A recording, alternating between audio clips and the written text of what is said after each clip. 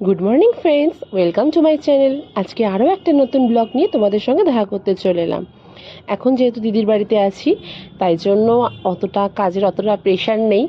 আর উঠতে উঠতে প্রায় 9টা বেজে গেছে, দেখলাম ঘড়ির দিকে 9টা 5 বাজে। ল্যাদ খাচ্ছিলাম, ওই জন্য এদিক ওদিক করছি। তার এদিকে দিদিও আবার টিফিন মলয়দা জামাইবু সব টিফিন এনে নিয়েছে। কচুরি নিয়ে এসছে আর আলুর তরকারি, খুব ভালো, ওখানে খুব ভালো করে। ওটা নিয়ে এসে দিদিকে প্লেটে সাজাচ্ছে। আর এদিকে আর একজন আমার মেয়ে পিকু, সে এখনও ঘুমাচ্ছে, কারণ মাম্পা নেই, মাম্পা পড়তে চলে গেছে। আর ও এদিকে একাই ঘুমাচ্ছে, আমি ডাকছি উঠছে না। তা আমি যেহেতু কচুরি খাবো, ওই জন্য আমি আগের থেকে খেয়ে নেবো, কারণ ওকে ডাকলেই ও আমার সঙ্গে বায়না করবে খাবার।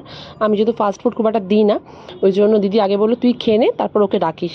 তো আমার টেবিলে সাজিয়ে দিয়েছে, আর তার সঙ্গে দিয়েছে দুধ চা, যেটা আমার খুব ফেভারিট। কিন্তু সকালবেলা ব্রেকফাস্টটা একদমই আনহেলদি, কিন্তু কি করব, খেতে তো ইচ্ছা করে, তাই জন্য আমাকে একসঙ্গে দুধ চাটাও করে দিয়েছে। তা ওইটা টিফিনটা খেতে বসে গেছি।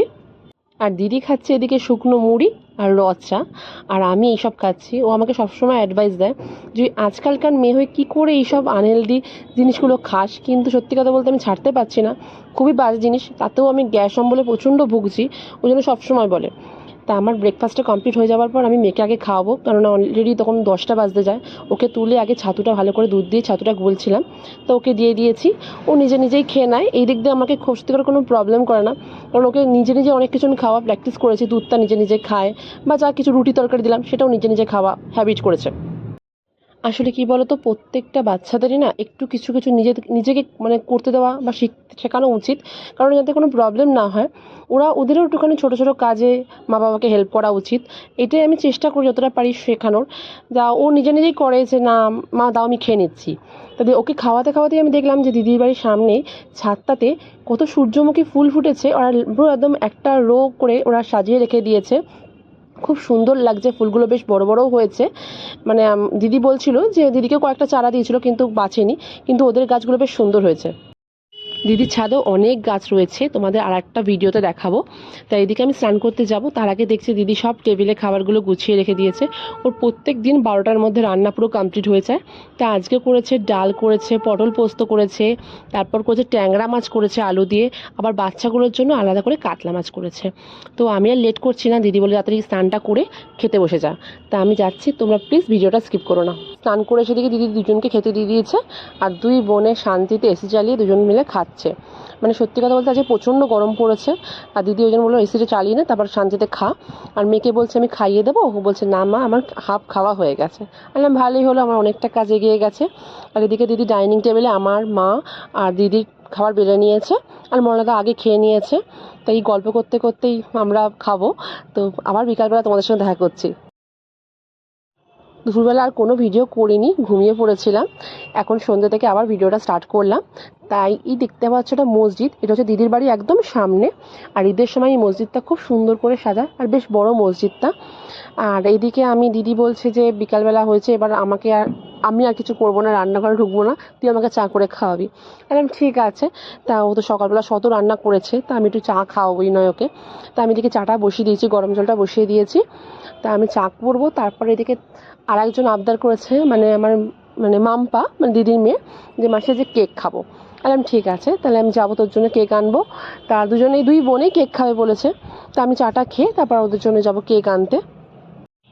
আমি গ্যাসটা অফ করে দিয়েছি, কারণ আমি না একদম ফোটাই না, একদম গ্যাস অফ করে তারপর আমি চা পাতাটা দিই, তাতে মনে হয় ফ্লেভারটা খুব ভালো বেরোয়। আর ফোটালেই সেই কালারটা একদম লাল হয়ে যায়। আমার বেশ হালকা লিখার ভালো লাগে। তাই এদিকে চাটা ছেঁকে নিয়েছি। তাই বললাম যে চাটা ছেঁকে তাড়াতাড়ি করে বেরিয়ে যাব, খেয়ে নেবো, কারণ ওরা যেহেতু বললো কেক খাবে সন্ধ্যেবেলা। তাহলে ঠিক আছে, তাই যাই, ওই জন্য আমি রেডিও হয়ে নিয়েছি। তাই রেডি হয়ে নিয়েছি, কোনো রকমের চুলটাকে তাড়াতাড়ি করে টাইট করে বেঁধেছি, কোপা করেছি, কারণ এত গরম লাগছে না, আর কিছু মনে হচ্ছে না কিছু করি। তা চুলটা জাস্ট একটু টাইট করে বেঁধে, আর এদিকে দুই বোন পড়তে বসে গেছে। তা আমি চলে এসেছি ওখান থেকে, আমি অটো করে উঠেছি, আর ভিডিও করিনি। সত্যি কথা বলতে এত গরম লাগছে বললাম, আর করতে ইচ্ছা করছিল না। তা সিদ্ধেশ্বরী মন্দির সেদিনকে ঢাকার দীপা ছিল, আজকে দেখলাম পুজো হচ্ছে, খুব বড় করে পুজো হচ্ছে। আর সামনেটা যাওয়াই যাচ্ছে না, এতটা ভিড় হয়েছে না, মনে হচ্ছে যে কোনো সময় মোবাইল ফোবাইল চুরি হয়ে যেতে পারে। তো ওই জন্য আর ফ্রন্ট থেকে একদম সামনে থেকে করিনি, একটু দূরে এসে ভিডিওটা করছিলাম। তা বেশ ভালো লাগছিলো, ঠাকুরকে দর্শন করলাম, মনটাও বেশ ভালো লাগলো। আগের দিন দর্শন করতে পারিনি, তাই জন্য ভাবলাম একটু ভিডিও করি। তা বেশ সুন্দর করে সাজিয়েছে, পুরো ফুল দিয়ে পুরো মন্দিরটা সাজিয়েছে। দেখতেই পাচ্ছ কতটা ভিড় হয়েছে, মানে সামনেটা যেতেই পাচ্ছি না। আমি সামনে গিয়ে ঠাকুরকে একটু প্রণাম করব, পাচ্ছি না। তা ওই জন্য দূর থেকে ভিডিও করলাম, আর কি করব, প্রচুর মানুষ এসছে। তা আমি এদিকে মঙ্গলতে চলে এসেছি কেকটা নিতে, আর ভেতরে আর ভিডিও করব না, বাইরে থেকে একটুখানি ছোটোখাটো ভিডিও করলাম। তা কেকটা নিয়ে বাড়ি চলে যাব, আর লেট করব না। এদিকে বাড়িতে চলে এসেছি, তা বাড়িতে এসে আগে কেকটা ঢুকিয়ে রাখলাম, আর এদিকে কেকটা আর একটু মিষ্টি নিয়ে এসেছিলাম, দুটো ফ্রিজে ঢুকিয়ে রাখলাম। ওই দুজন এখন বললো আর একটু পরে খাবো, তাই জন্য ফ্রিজে রেখে দিলাম। তো এবার চেঞ্জ করে ভালো করে ফ্রেশ হব, প্রচণ্ড গরম লাগছে। এদিকে আমি আর মা ছাদে চলে এসেছি। তা আমি জামা কাপড়গুলো ধুয়ে দিয়েছি, কারণ বাইরে থেকে আসলেই না আমি জামা কাপড়গুলো আগে ধুয়ে নিই, এটা আমার বলতে পারো একটা হ্যাবিট হয়ে গেছে। তা মা বললো জামা কাপড়গুলো দিয়ে মেলে দিচ্ছি। আর দিদির ছাদের চারিদিকটা লাইট রয়েছে, তা বেশ ভালো লাগছে, বেশ গাছগুলো দেখা যাচ্ছে, আর লাইটটা না অন্যরকম পিঙ্ক পিঙ্ক লাগছে, আর ভিডিওটা বেশ ভালো লাগছিল করতে, তাই একটুখানি ভিডিও তোমাদের সঙ্গে শেয়ার করলাম। তো ফ্রেন্ডস, এই জাস্ট এলাম বাইরে থেকে, মানে কিছুই আনতে চাইনি, তেমন কিছু ছিল না, জাস্ট মেয়েরা বাচ্চাগুলো দুটো কেক খেতে চাইছিলো, তো দুটো কেক আর একটু মিষ্টি নিয়েই চলে এসেছি। এত গরম বাইরে, প্রচণ্ড গরম, আর দাঁড়াতে পারিনি। তা দেখালাম সিদ্ধেশ্বরী মন্দিরটা, দেখবে অনেক বেশ, আমাদের ওখানে বললাম যেহেতু বেহালার খুব জাগ্রত ঠাকুর, ওখানে পুজো হচ্ছিলো, প্রচণ্ড ভিড় ছিল, আর দাঁড়াতে পারলাম না। তা বাড়িতে এসেই জামা কাপড়গুলো ধুয়ে দিয়েছি, মানে করোনার পর থেকে এটা হ্যাবিট হয়ে গেছে, বাড়ি থেকে আসার পর একটু জামা কাপড়গুলো ধুয়ে দিই। তা মা সেগুলো ছাদে মেলে দিচ্ছিল, আর তোমাদের দেখালাম চারিপাশটা, দিদির ছাদের উপর লাইটগুলো কি সুন্দর লাগছে, গাছগুলো রয়েছে। তা আজকের ভিডিওটা এখানেই এন্ড করলাম।